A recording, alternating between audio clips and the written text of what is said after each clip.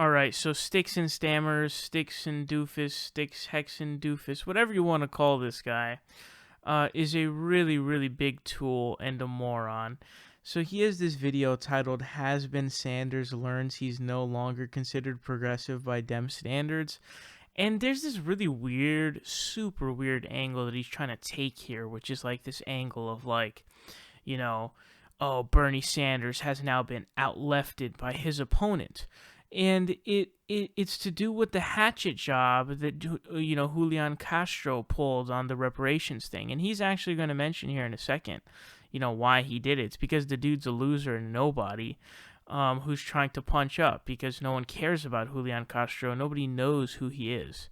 Probably like, I want to say like the least known candidate in the race so far. But so he tried to do a little hack job on Bernie Sanders, and we'll kind of get into that in a second.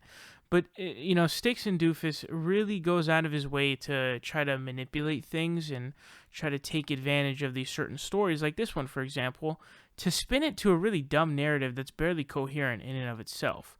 And so this has to do with the reparations thing. So we're going to look at a couple of things, one of them being his ridiculously stupid analysis on the whole Julian Castro, Bernie Sanders thing.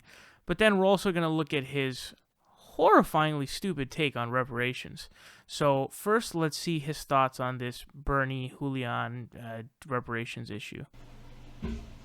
All right, everyone, it's time to talk about the oddity of today's Democratic Party, in which Bernie Sanders has come to the rude realization that he's not actually considered far left by Democratic Party standards anymore. Remember a few years ago when he was cast off as too far out and couldn't get votes? Well, now he's not far out enough.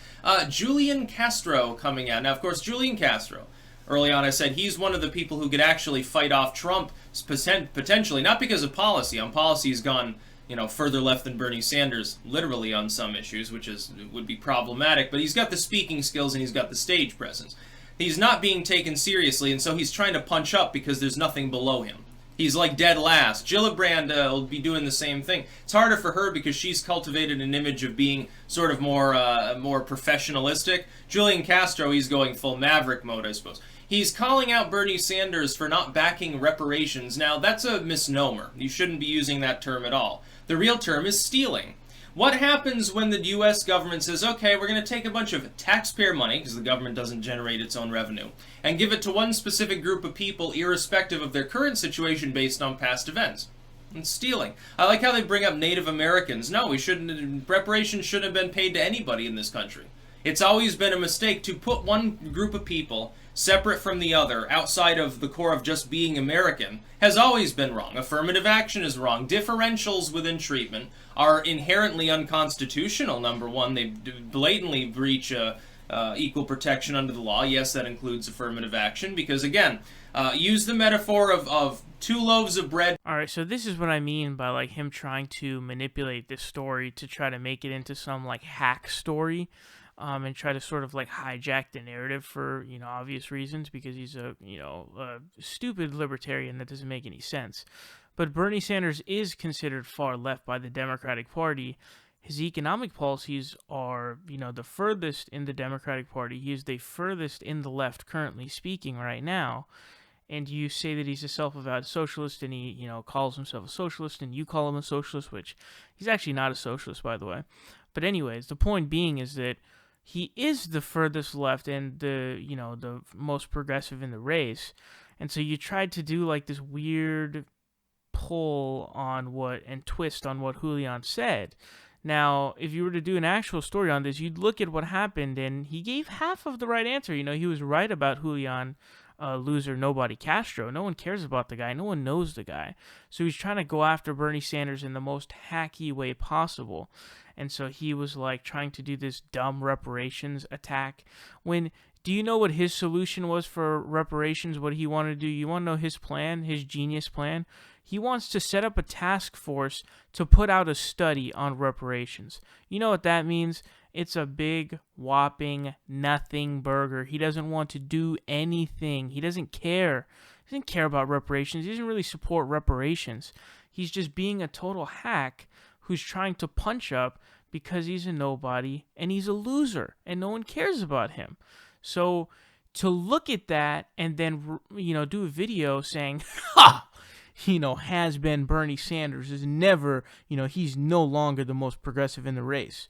You are A smear merchant, and B, a liar. That's the thing, and that's the problem with StyxHexenDoofus, this kind of stuff is pretty ridiculous and very dumb.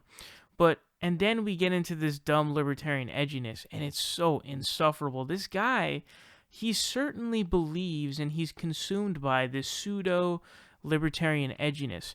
There's this weird, desire for, or this sort of coolness that he perceives with this libertarianism. Like, oh, let's not call it reparations. Let's call it stealing. What do you think, bro? You think you're like a genius or something like that? You think you're some, ANCAP genius or something? You're such a loser, dude.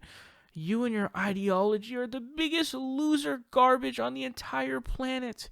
You know what was stealing? The nation had literally enslaved African Americans and stole the fruits of their labor and stole their entire humanity. That's stealing. So, and he's going to go on to say even crazier, like trash on this issue that we're going to look at later on. But seriously, and this is the thing. So I actually am not against reparations. I'm just waiting to hear an actual plan. Like, I want to hear, like, yo, dog, this is what I propose. This is what I want. Then I'm finna be like, okay, all right, and I have to look at it. But I haven't seen a proposal, not even one yet. I just see the word reparations. So what do you want by that? And a comment like that is insanely stupid. When there's a wrong done to a specific group of people, there needs to be a specific attempt to make that situation right. That's what you're supposed to do.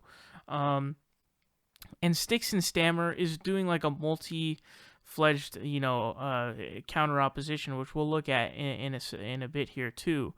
But he's trying to say also that, like, that it was a long time ago that there were slaves, and then B, he's also trying to say that no, we can never right a wrong ever in history. Never we can do that. So he's just a pile of libertarian garbage mumbo jumbo. But now let's look at, now what we're going to look at here is some more of his garbage against reparations. Check it out. No, these people, I'm not going to vote for a party that's like, oh, we're going to take your taxpayer money and we're going to throw it at other people who were never enslaved. There are no slaves in this country. I do not fucking care that somebody's great-great-great-granddad was a slave.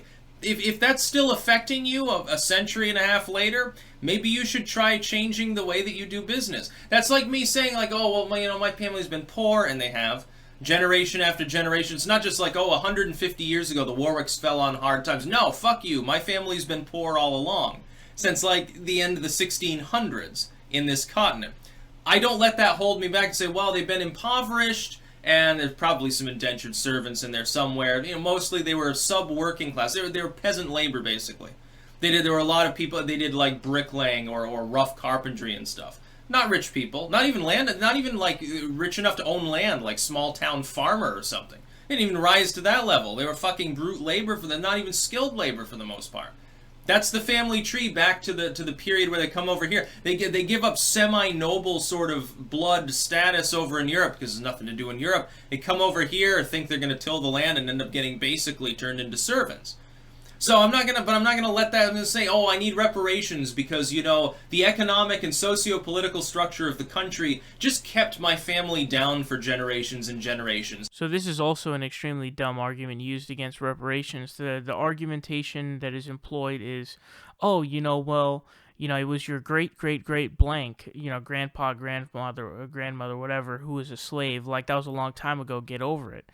The problem with that is, first of all, even if it were just that'd still be problematic and it would have long-lasting effects. But the problem is that those things continued until 1964, and they still continued after that. We still see voter suppression tactics, race-based voter suppression tactics, going on today. But those continued until 1964. By the way, guys, 60% of wealth is inherited in the United States.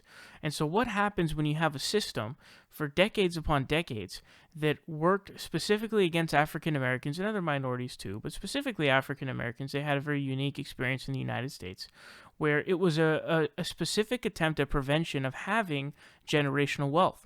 Generational wealth is a serious indicator as to the future of, the family and what's, the people who are to come next.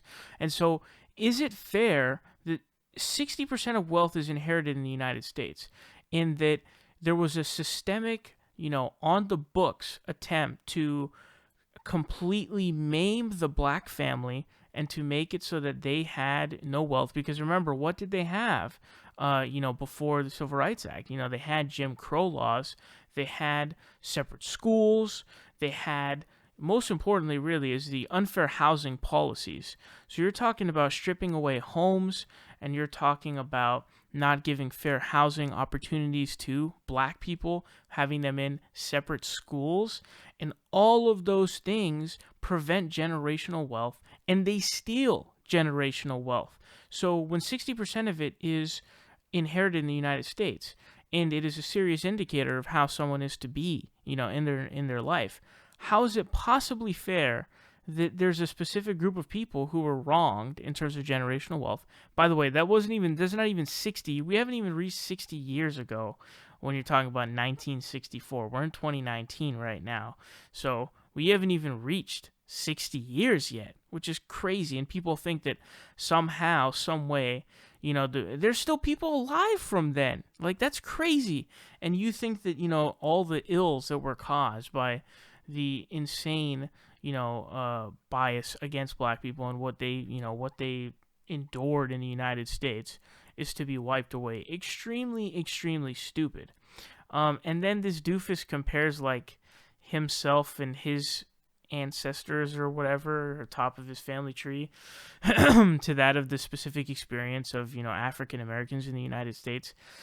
You can really only get away with that on being on a dumb ANCAP channel like this fucking loser, this edgy libertarian loser. And by the way, he's just straight up like, he had just gone after like affirmative action, and he's trying, like, dude, do you have any idea how insane the idea of not placing affirmative action post really at any point, post abolition of slavery or post Civil Rights Act? The idea of not having affirmative action is unbelievably insane. Guys, remember, if you watch the debate between Anna Kasparian and Ann Coulter, Ann Coulter actually, even she, like, and shouldn't even be surprising to anybody because it's such a, an obvious point, is that affirmative action was a necessity post-Civil Rights Act as well as, post really at any point before then, because they were systemically wronged by the United States government. So you have to heal the ills that were caused directly by the United States government. That is an insane ideology to hold.